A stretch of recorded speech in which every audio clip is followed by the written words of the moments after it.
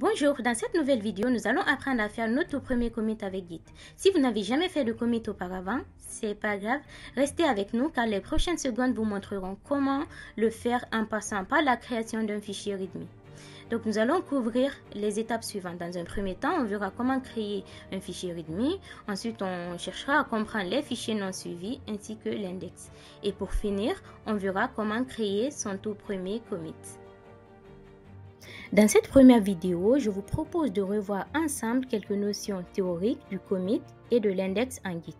On consacrera une deuxième vidéo à la pratique de toutes ces notions-là. Donc commençons par le commit. La commande git commit est utilisée dans Git pour enregistrer des modifications apportées à l'index dans le dépôt local. Donc ça veut dire que lorsqu'on effectue un commit, on crée un instantané du projet à un moment donné. Et cet instantané-là va inclure les modifications qu'on a ajoutées à l'index. Il faut savoir que chaque commit est accompagné d'un message de commit qui décrit des changements apportés, ce qui permet de documenter et de suivre l'évolution du projet. Ensuite, nous avons l'index en Git. En Git, l'index, aussi appelé zone de transit ou staging area, est une zone intermédiaire où l'on peut préparer des modifications avant de les valider dans l'historique du dépôt par un commit. Donc, l'index sert de tampon entre notre répertoire de travail et l'historique du dépôt.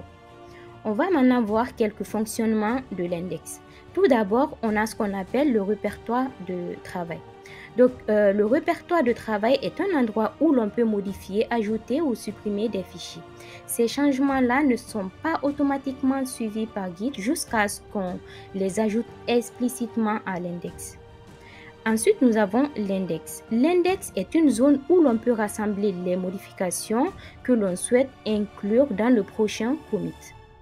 Donc, on peut utiliser la commande git add pour ajouter des fichiers ou des modifications spécifiques à l'index. Après, nous avons le dépôt qu'on a vu dans une vidéo précédente, le repository, qui lui est l'historique complet c'est un endroit où est stocké l'historique complet des commits. Donc, lorsqu'on exécute un git commit, qu'on verra plus tard, Git prend les modifications qui sont dans l'index et les enregistre dans le dépôt sous la forme d'un nouveau commit.